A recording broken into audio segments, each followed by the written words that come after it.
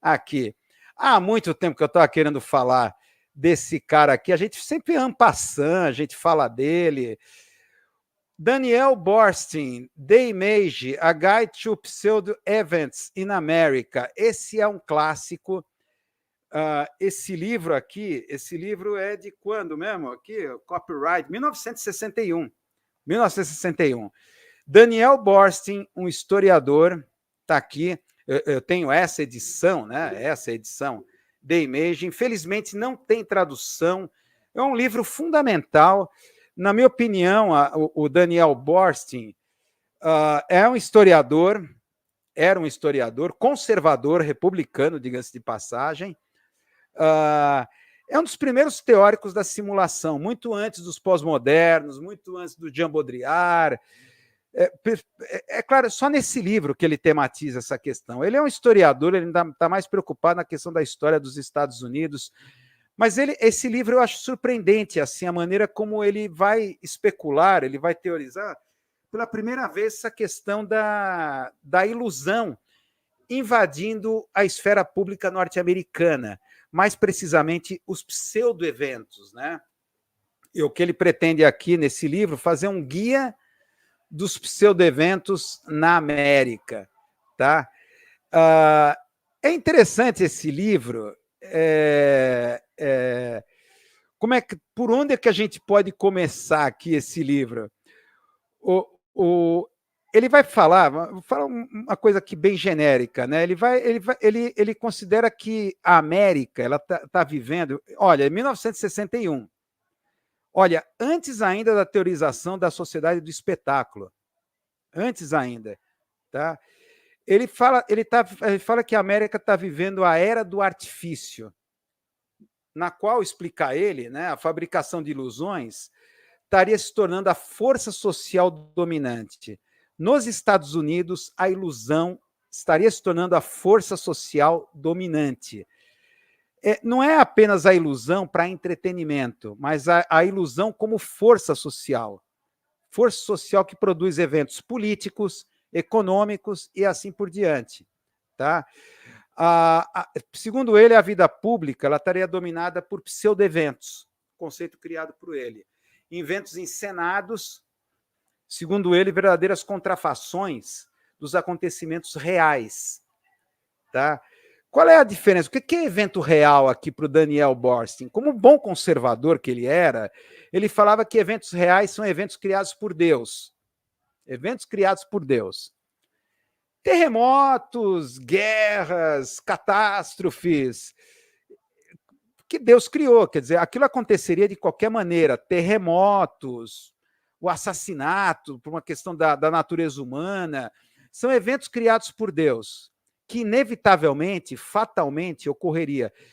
Como historiador, o Daniel Boorstin está no tempo forte da história. São aqueles fatos fatais, historicamente fatais, que de qualquer maneira aconteceriam. São fatos ontologicamente reais, têm uma ontologia, tão externos à nossa vontade e ao nosso querer. Por isso essa expressão que são fatos criados por Deus.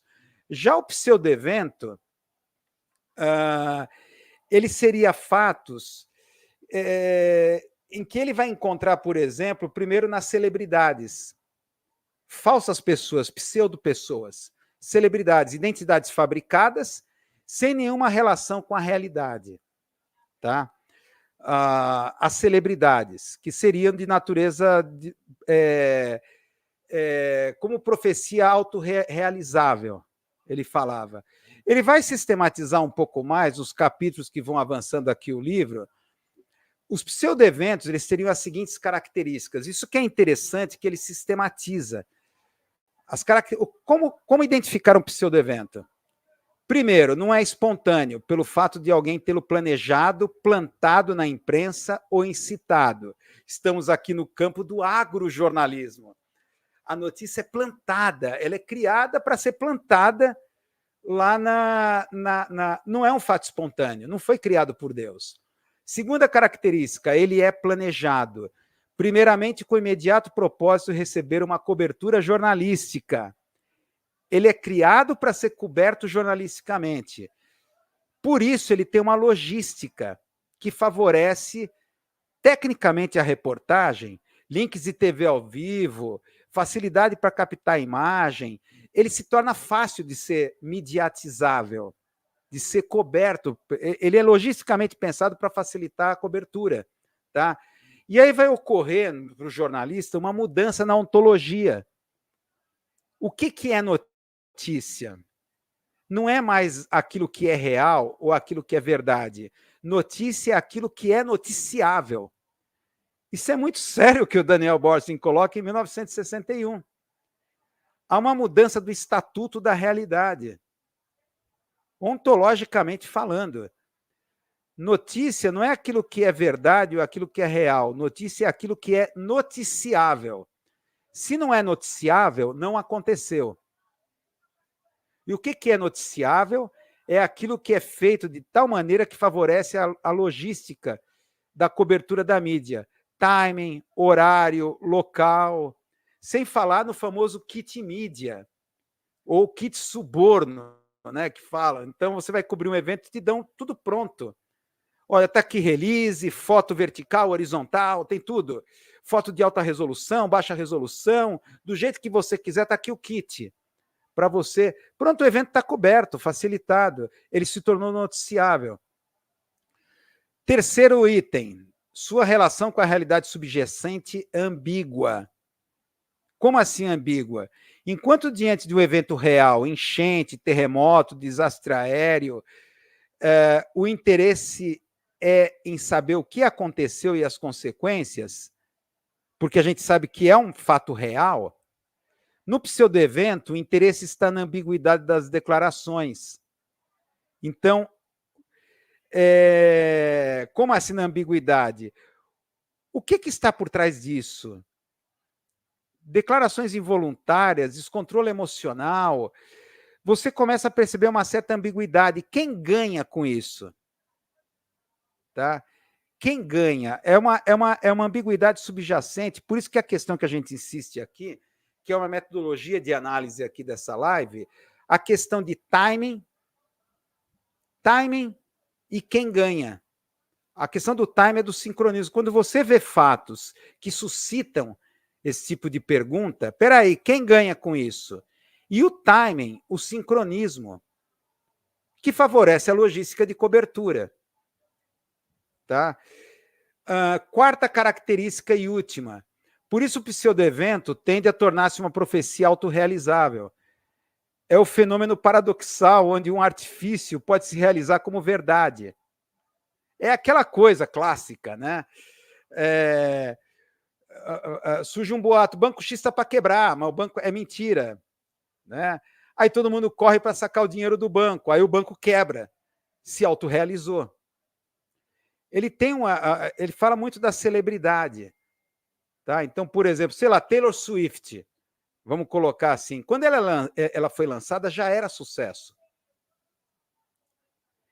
Tudo é noticiável dela.